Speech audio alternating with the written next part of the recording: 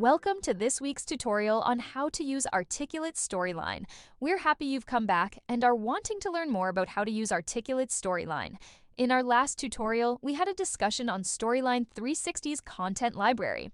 If you missed that video, I'll put a link to it in the description below. This is our 5th video discussing the layout you will see on the screen. Today's video will be an introduction for the panels surrounding the content area. Let's get started. In Slide View, there are 7 major user interface panels that surround the center of the content and slide area. They are Scenes, Timeline, States, Notes, Triggers, AI Assistant, and Slide Layers. You can toggle between the Timeline, States, and Notes panels by selecting that panel's title. Let's take a look at each of them, starting with the content and slide area in the center of the slide. The content and slide area is the most important area on the screen. It's the area in the center where you can see the slide you are working on. In Story View, it will show you your slide as it currently is built and have a light grayish background. If you have selected the ruler, you will see it appear on the left side and across the top of the content area. If there is an audio track for the slide, you will see an audio icon just to the left of the slide at the bottom left corner. You are able to place items to the side of the slide in the content area, but they will not be seen by the learner. At initial glance, it may not make sense to have an object off of the slide, but there are times you may want to include it. One example could be where you ask the learner a question, and you want to give them a specific amount of time to answer or think about it. You could insert a shape and give it an exit animation. Then you would give the learner the ability to continue once the animation is complete. Since no learning value is added by the shape, it doesn't need to be visible to the learner, but it does add value to you, the developer, so including it outside the slide area would be appropriate. When you undock any of the side panels, the content and slide area will expand to fill the vacated space. The Scenes panel runs vertically along the left side of the screen. This area gives you a quick visual representation of the slides and the order the learner will see them. This panel will give an easy way to switch between slides in the scene you are working on. Remember, a scene is a collection of slides chunked together.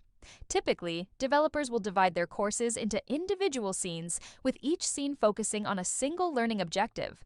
You can also switch between scenes by using the drop-down menu at the top of the panel.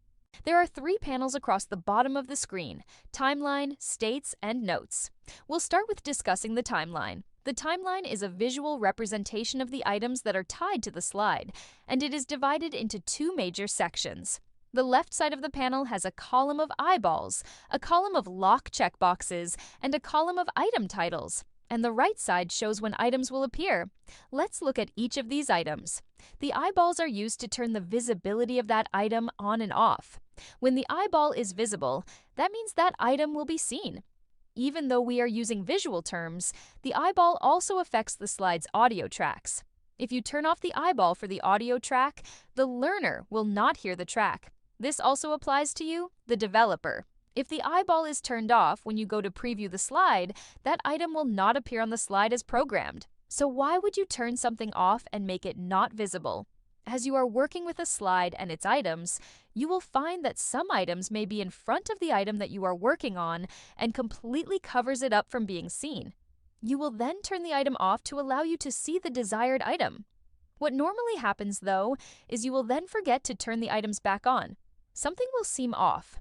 Something doesn't appear or is referenced in the audio, but nothing is there.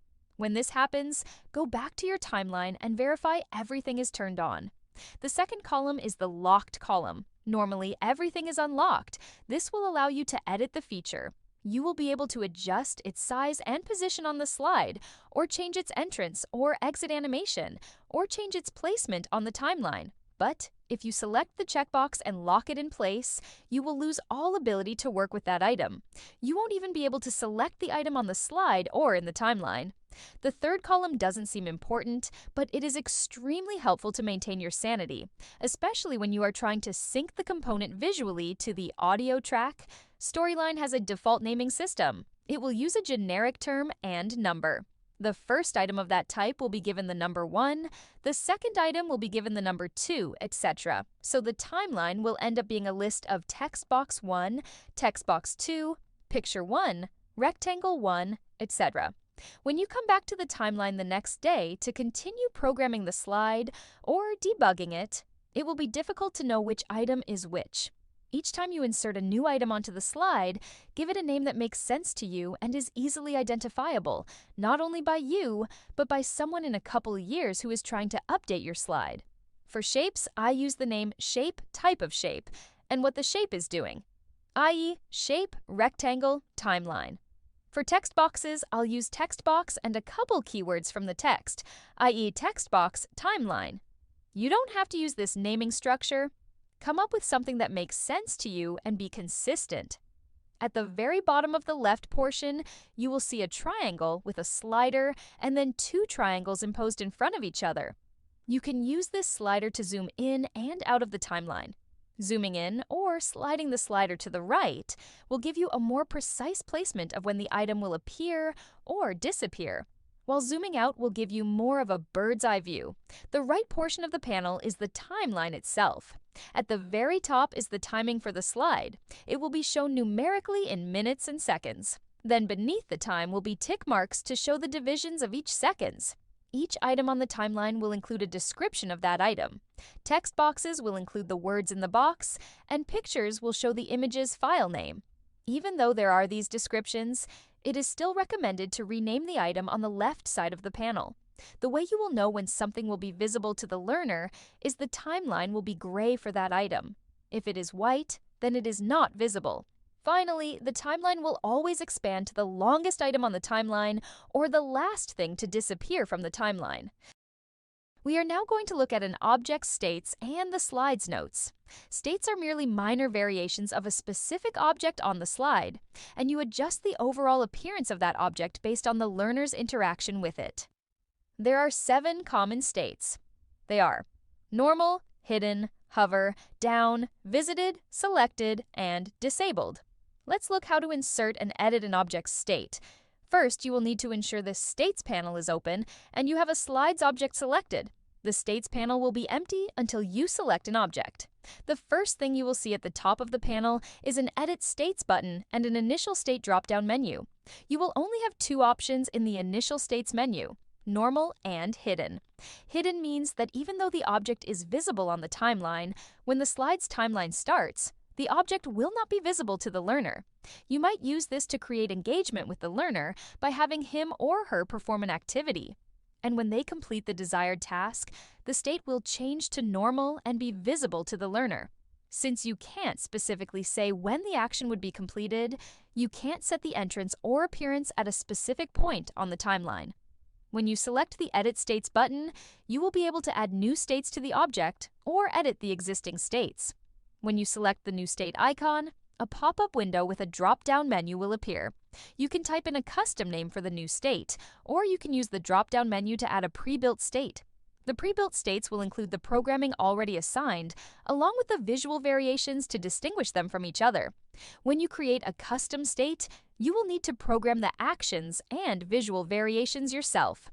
The Notes panel is where you can type in the audio voiceover that will accompany the on-screen content, or any content that you want a learner to be able to see as he or she views the lesson. Most developers will use the Notes panel to appear at the side of the on-screen content and have the words in the Notes panel be the audio voiceover as a way to ensure an equitable learning experience for the hearing impaired. If you choose to do this, you may not need to provide closed captions. We will talk more about the Notes panel and its use in the player in a later video. The Slide Layers panel is in the lower right corner. I know we've not discussed what layers are and how to employ them yet, but for now, think of a layer as a slide within a slide. This is an oversimplified explanation, but for this video's user interface panel discussion, it will work. At the bottom of the panel, you will see 3 icons: Create New Layer, Duplicate Selected Layer, and Delete Layer. Then at the bottom right corner, you will see the Settings gear. The Dim checkbox's default setting is checked. This means that when you are working on one of the layers, all of the other layers, including the base layer, are dimmed or slightly grayed so you can focus on the layer you are working on. It is recommended to leave this box checked. You are able to select the title of the slide layer to switch between layers. If you right-click the layer or double-click the layer, you will be able to rename the layer into something meaningful. Again, like the names on the timeline, it is important to distinguish between items to make it easier to program or debug your lesson. Let's first look at the Slide Properties window. You will access this window by first ensuring the base layer is selected, then by selecting the Slide Properties icon. This window programs how the slide appears, and the learner will interact with the slide. If your slide isn't advancing or showing something, remember to check the options on this window. The first drop-down menu gives you two options on how and when the slide will advance to the next slide. Your options will be automatically or by user. If you select automatically, the slide will advance to the next slide at the end of the timeline. If you select by user, the course will stop until the learner completes a programmed action that will direct the lesson to the next slide. When we say next slide, that may not mean the next slide numerically. The next slide could be in a completely different scene, or it just jumps ahead 3 or 4 slides. The When Revisiting drop-down menu is the one menu most developers have the most trouble with, and it will be the one setting that will cause your lesson not to appear as you intended. The default option will be Automatically Decide. This means that when a learner returns to this slide, the lesson will identify what has and hasn't occurred on the slide and where the slide is on its timeline, then decide what that learner will see and hear. Normally, this is fine, but it could prevent someone from advancing to the next slide, or it could require the learner to perform all the necessary actions a second or third time before continuing to new content. The Resume Saved State says whatever the conditions were when the learner initially left the slide and continued to the next slide, he or she will have those exact conditions when returning to the slide. Finally, Reset to Initial State means that every time the learner returns to this slide, it will act as it is the first time the learner has viewed the slide. The slide navigation buttons and actions are next. These refer to the buttons and actions the learner will see and do to advance within the lesson. If the button boxes are checked, the player will include a previous and next button in the player. If the swipe actions are checked, then the learner can swipe left or right on a mobile device to navigate through the lesson. The last drop-down are the player features for that specific slide. When setting up your lesson, you will set up what the player looks like. The player is the learner's user interface with the lesson. It is how he or she will navigate through the course and what information is presented to the learner. This menu will give you the ability to adjust the specific characteristics the learner will see. When you select Player Defaults, the player's settings will be applied to this slide.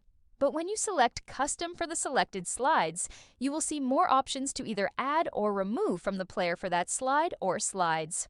Where the gear icon opened the slide properties, when we have selected the base layer, it will open the Slide Layer Properties window when we have selected one of the layers. The top section of this window has 3 checkboxes: Hide Other Slide Layers, Hide Objects on the Base Layer, and Hide Slide Layer when timeline finishes. When you select Hide Other Slide Layers, the learner will not see any other layers you have programmed into the slide. Even though we use the term base layer, this checkbox will not hide the base layer. If you are wanting to hide items and objects on the base layer, you'll select the second checkbox. These 3 checkboxes are not exclusive. You can select any combination of the 3 checkboxes. The third checkbox will automatically close the layer and return to the base layer or layer that directed the lesson to open this specific layer. You want to be careful and judicious about automatically closing a layer. You want to ensure the learner has the ability to absorb all of the information you included on the layer. Automatically closing the layer may prevent the learner from accomplishing this. The first drop-down menu gives you the ability to allow seeking, where seeking means the layer will have its own seek bar and replay. This drop-down menu will allow you to allow or deny the learner to use the seek bar or replay the layer. The next section is the behavior section, where you will be able to designate the layer as a layer or as a dialogue. If you select layer, then you are giving the learner the ability to interact with the layer's object.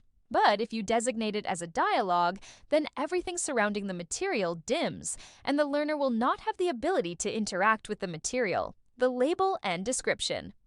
Drop-down menus then become available. You can then select a specific object on the slide and add an alt text label and audio description for the item. The next 2 checkboxes will give the learner the ability to select items on other layers that may appear while this specific layer is showing, and to pause the slide's timeline that is associated with the base layer. The Revisits drop-down menu works exactly like it does on the Slide Properties window. Are you letting the lesson decide the status of the layer and what the learner will see? Or do you want it to return to the look when the learner first saw the layer, or when he or she left the layer? Dixie is the ultimate office manager. She lets everyone know when we are running out of treats in the break room, aka greenies, and she also informs everyone when it's time for a meeting downstairs over lunch. She's 12 years old and is very vocal with her brothers, that there is work time and there is play time, and she's letting me know it's time to take a break and get some exercise outside.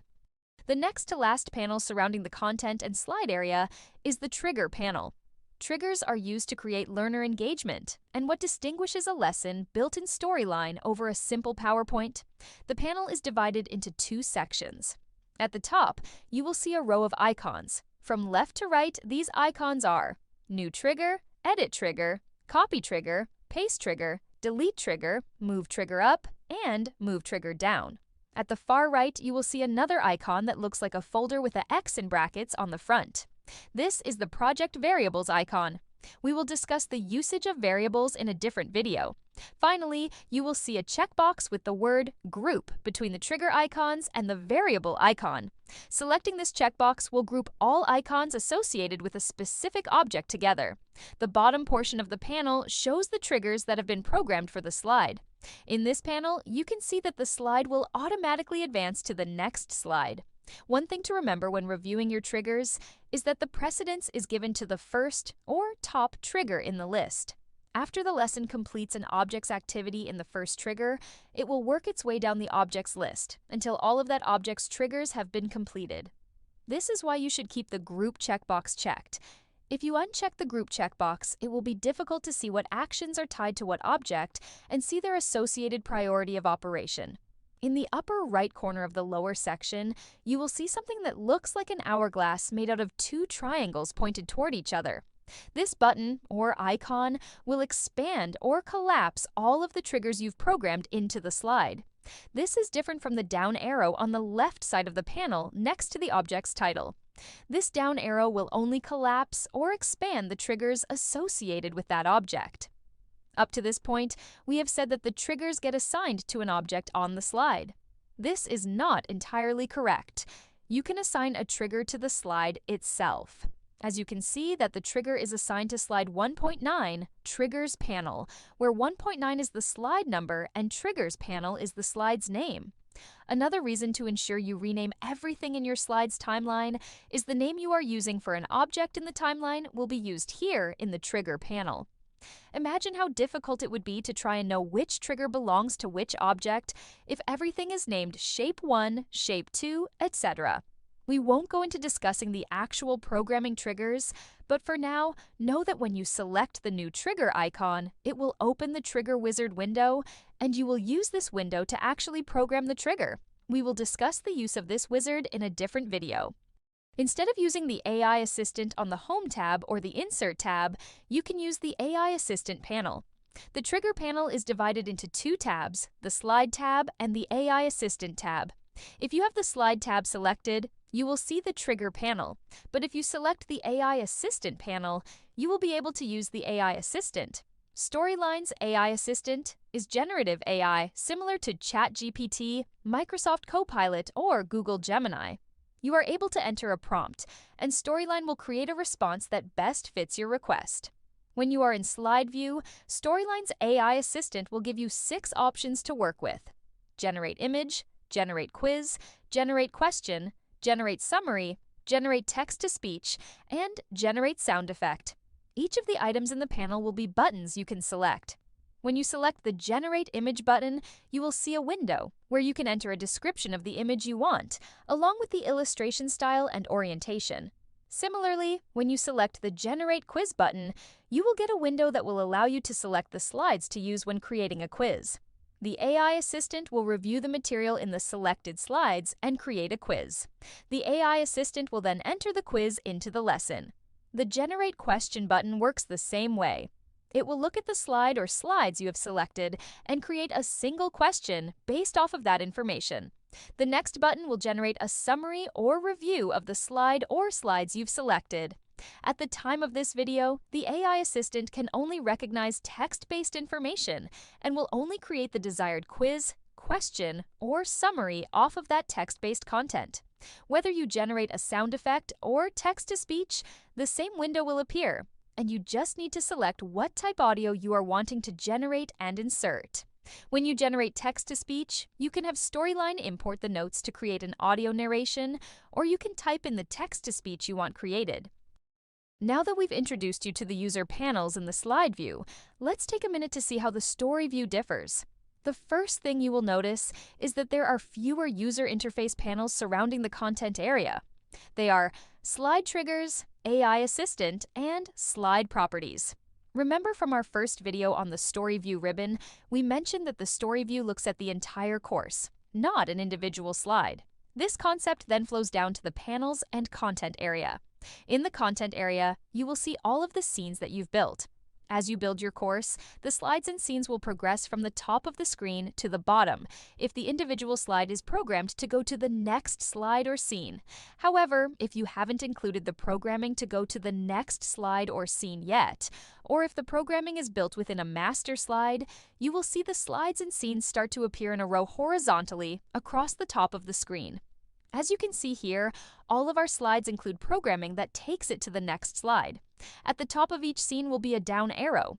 This down arrow will allow you to collapse or expand that scene. You can see what the expanded scene looks like on the left and the collapsed scene on the right. When you collapse a scene, you will only see the first 9 panels.